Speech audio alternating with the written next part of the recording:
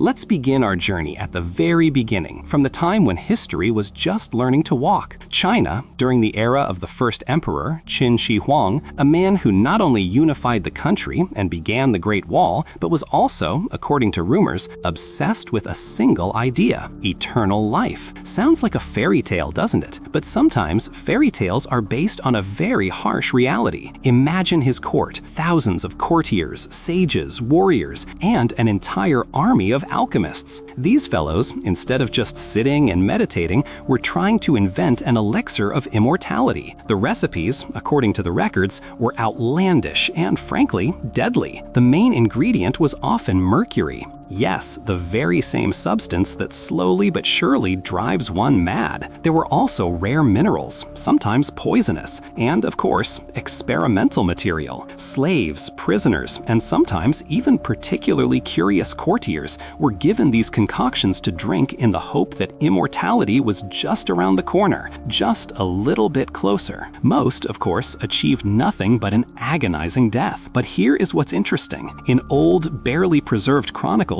there are strange, almost frightening notes. Some bodies did not decompose for decades and remained like wax, one passage reads. Imagine, hundreds of people perished in this mad race for eternal life, and their dead bodies, saturated with mercury, simply refused to return to dust. It is said that every effort was made to destroy these records, but individual fragments still survived the centuries, quietly hinting that behind the emperor's obsession lay something far more sinister than mere scientific curiosity. Perhaps they really did find something, just not quite what they were looking for. Let's leap across centuries and thousands of kilometers, straight into the 17th century, to the picturesque but at times quite grim Tuscany. Here, amidst sun-drenched hills and olive groves, monasteries were hidden, centers of piety and, as it turns out, of rather original experiments. Officially, the church was always known for its strict rules and propriety.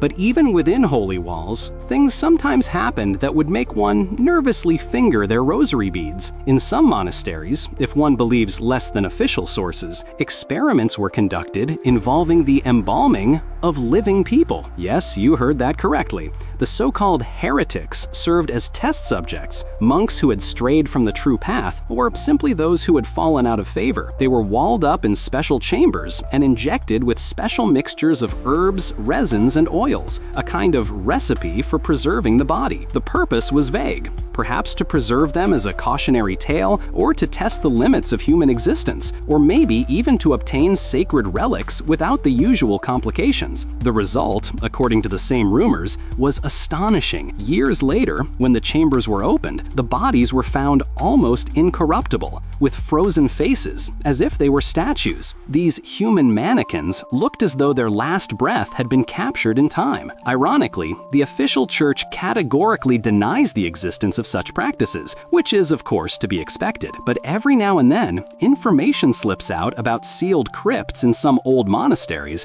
where several such figures are allegedly stored. Of course, no one will show them to you. After all, who needs such a reminder of what people are capable of when science, faith, and cruelty become intertwined in a single tight knot? And now, let's prepare for a truly sinister chapter, one much closer to our own time. The early 20th century, the 1930s, Germany. This is no longer medieval superstition, but a bona fide scientific approach, albeit one with a heavy esoteric flavor. We are talking about the legendary and still terrifying Black Sun Project. Many know about the Nazi fascination with occultism, but few realize just how far it went. It is rumored that as part of a top-secret program, Nazi occultists and doctors were searching not just for mystical artifacts, but for ways to liberate the soul from the body to create super soldiers. Yes, the very same Übermensch. In the SS archives, if, of course, one believes the leaks and conspiracy theories, one finds terms that send a shiver down the spine. Gefrorene Zalen, frozen souls. Allegedly, experiments were conducted with deep hypothermia, that is, overcooling, as well as with the use of certain rare crystals and psychic techniques. The goal? To reach a state where consciousness leaves the body, so that it could be rebooted or redirected onto a new path. Brr. Of course, the documents related to this project vanished without a trace after the war. There was far too much in them that no sane person would want to see brought to light. But it is said, in an inconspicuous Swiss museum, among various curiosities, a mysterious medallion bearing the symbol of the Black Sun Project is kept, a reminder that some shadows are very reluctant to dissolve in the light of history. On the other side of the ocean, in post-war America, where psychology and new technologies were flourishing, they weren't sitting idly by either. The 1950s, the height of the Cold War, the high drama of espionage, and somewhere in the dense forests of the Appalachians, in places where human feet rarely tread, there was a secret base. It was called the Deep Woods Laboratory. Officially, of course, no such facilities existed, but local residents who lived near the mysterious plot of land told strange stories. They spoke of people who would sometimes emerge from the forest with empty eyes, as if their souls had left their bodies somewhere in the thicket. According to rumors, the US Army was conducting large-scale tests there with psychotropic substances, trying to find a way to control consciousness or create new sleeper agents. In the 1970s, all mentions of this laboratory suddenly vanished, as if it had never existed, and the territory itself, by a strange coincidence, immediately became a nature preserve. After all, the best way to hide something is to declare it a part of nature, isn't it? And to this day, hunters and tourists who accidentally wander into those parts claim that one can encounter people there who speak in foreign voices, repeating phrases that seem nonsensical but sound eerily familiar. Perhaps it's just the echo of the wind in the treetops, or perhaps not. Let's return to Europe, but to 18th century Paris, where the Age of Enlightenment reigned. It would seem to be an era of reason, not of grim experiments. But even then, curiosity led people into such depths that it makes one's hair stand on end. In the very heart of Paris, somewhere in the depths of a research institute, there was a project called Chambre du Silence, the Chamber of Silence. The idea was simple and brilliant: to create a room that completely absorbs sound. Not a single rustle, not a single echo. Complete, absolute silence. The goal was noble: to study the effects of sensory deprivation on the human brain. People, usually volunteers, but sometimes not entirely, were locked in this chamber for days and even weeks. In the first few hours, tranquility reigned, but then the strangeness began. After a few days, the subjects began to hear invisible music, then voices, and then something far more disturbing: the whisper of the dead. These were not hallucinations in the usual sense, but something that broke through the perfect silence, altering their perception of reality.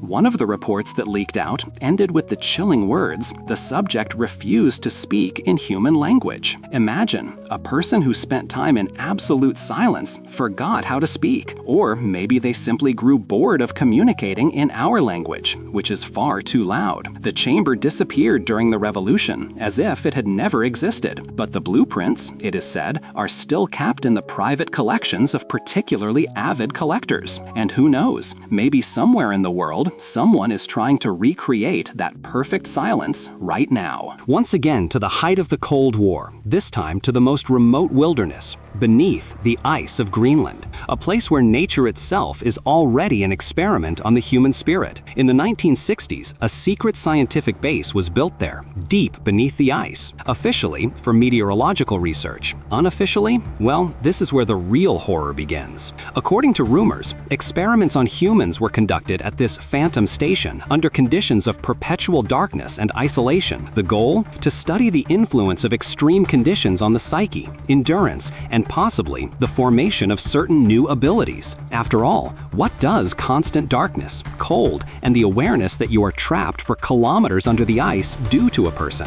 In 1972, when communication with the station was suddenly lost, an expedition was sent there. What they discovered left them in shock. The station was completely empty. The laboratories were untouched, the equipment was in working order, Everything was in its place, but not a single person. The personnel had simply vanished, and only beyond the station's perimeter, on the icy surface, several bodies lay in the snow, with completely white eyes, without pupils or irises, as if they no longer needed their sight, or perhaps they had seen something that had burned the color from their eyes. What happened to the rest? No one knows. The official explanation? Harsh Arctic conditions, an accident. But the white eyes and the empty station tell a very different story. Let's descend underground, into the Mexican caves of the 1940s. Here, mysticism intertwines with ancient secrets, and it's less about science and more about shamanism with a scientific tinge. A group of researchers found a network of underground chambers,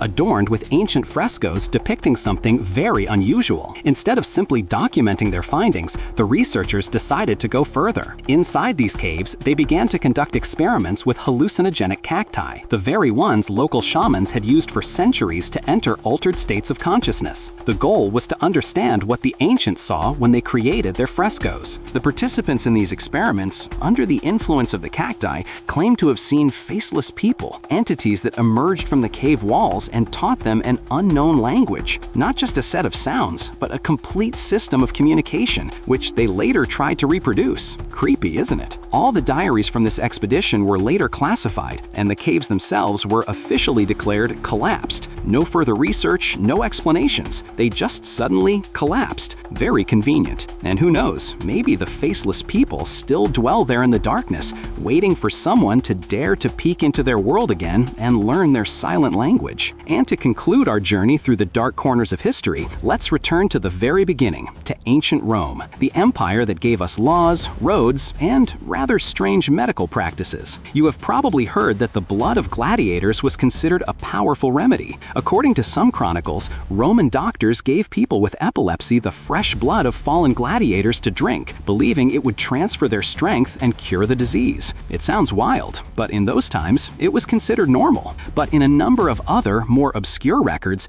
there are hints that these experiments went much further. The blood was collected not only for drinking, it was allegedly injected into living slaves, possibly to increase their endurance, strength, or even ferocity. And this is where it gets really interesting. There are mentions that some became unrecognizable in character after such procedures. They displayed an unexpected cruelty, an aggression uncharacteristic of them before, as if they had been infected with another's rage, the rage of the defeated warriors whose blood now flowed in their veins. Were these truly transferred character traits, or simply a placebo effect mixed with the horror of the procedures themselves? We will likely never know for sure, but the very idea that one could absorb another's rage and strength through their blood is quite frightening.